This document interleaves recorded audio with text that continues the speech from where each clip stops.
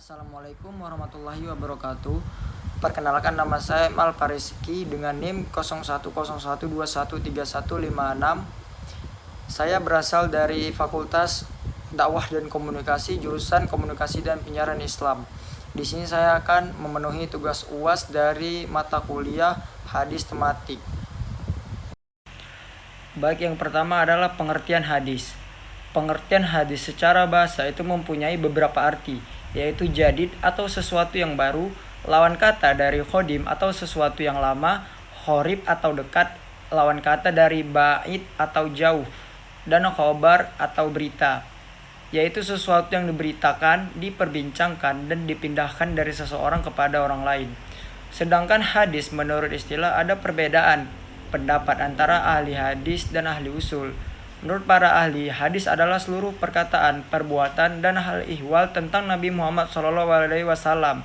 Sedangkan menurut yang lainnya, ialah segala sesuatu yang bersumber dari Nabi, baik yang berupa perkataan, perbuatan, maupun ketetapannya.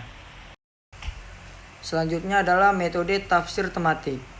Al-Tafsir Al-Madui yaitu salah satu cara yang digunakan untuk menafsirkan ayat Al-Quran. Hanya saja dalam metode hadis tematik, seseorang harus menyeleksi kualitas hadis terlebih dahulu, apakah ia hadis sahih atau tidak. Tetapi dalam metode tafsir tematik, hal itu tidak diperlukan karena Al-Quran sudah pasti kebenarannya. Nah, metode ini perlu dilakukan karena mengingat Nabi Muhammad terkadang menyampaikan perkataannya kepada beberapa orang sahabat yang itu tidak disampaikan kepada sahabat yang lain. Terkadang pula sebuah hadis dalam riwayat atau jalur sanad berbeda dengan riwayat yang kedua. Begitu pula terdapat banyak riwayat hadis yang kadang-kadang itu disampaikan secara ringkas, sedangkan dalam satu riwayat dan riwayat yang lain disampaikan dengan panjang lebar padahal ia cuma satu tema. Selanjutnya adalah perbedaan metode hadis tematik dan metode hadis tahlili.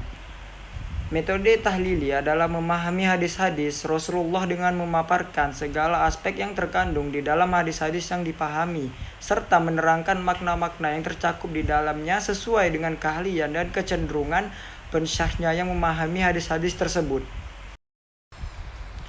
Tetapi jika dilihat dari sisi metodologis, tafsir tematik atau madui, hadis merupakan pengembangan dari penyelesaian ikhtilaf al-hadis. Hanya saja dalam tafsir madui ini, proses pemahaman kasus atau tema tertentu itu melibatkan semua hadis yang setema atau berhubungan dengan hadis yang lain. Kemudian penyelesaian ikhtilaf hadis sesuai dengan namanya, tetapi hanya pada kasus-kasus yang memperlihatkannya saja perbedaan makna dari hadis tersebut. Di sini saya akan membacakan hadis tentang berdakwah. Bismillahirrahmanirrahim.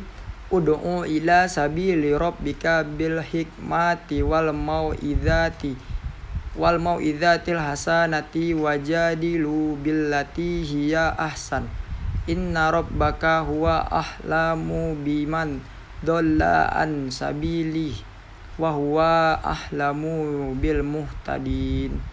Artinya, serulah manusia kepada jalan Tuhanmu dengan hikmah dan pengajaran yang baik, dan berdebatlah dengan mereka dengan cara yang baik. Sesungguhnya Tuhanmu, dialah yang lebih mengetahui siapa yang sesat dari jalannya. Dialah yang lebih mengetahui siapa yang mendapatkan petunjuk. Berikutnya adalah hadis tentang kewajiban mengucapkan salam. Bismillahirrahmanirrahim.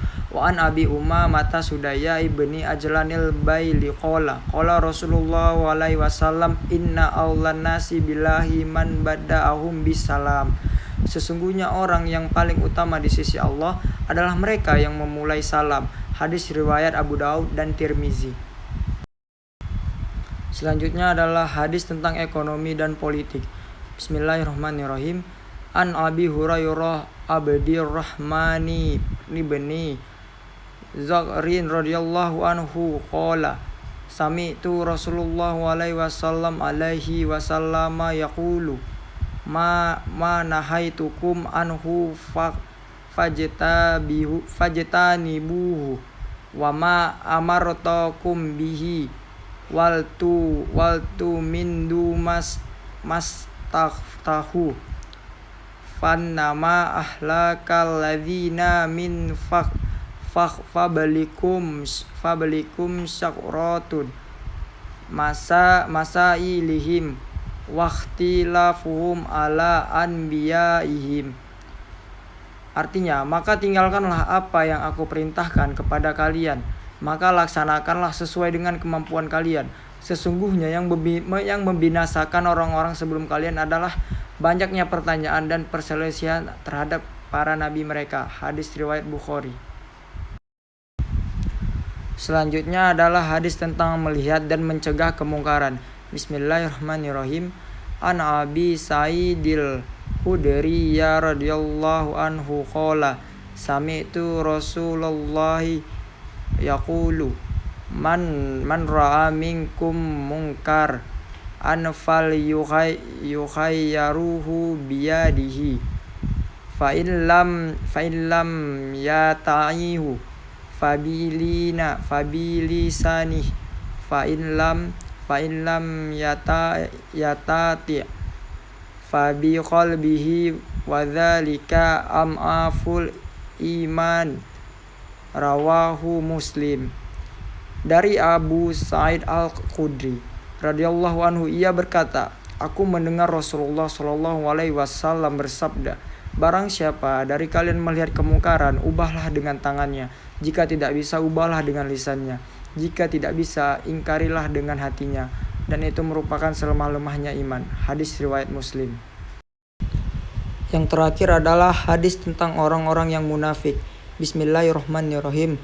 Wa aufu bi ahdillahi idza ahadtum wala tanqudul aymana ba'da tukidiha wa qau ja'altumullah alaikum kafilan innallaha ya'lamu man taf'alun. Artinya, dan tepatilah janji dengan apabila kamu berjanji, dan janganlah kamu melanggar sumpah setelah diikrarkan, sedangkan kamu telah menjadikan Allah sebagai saksimu atau terhadap sumpah itu. Sesungguhnya Allah mengetahui apa yang kamu perbuat. Mungkin itu saja yang dapat saya sampaikan. Lebih dan kurangnya saya mohon maaf. Saya pamit undur diri. Wassalamualaikum warahmatullahi wabarakatuh.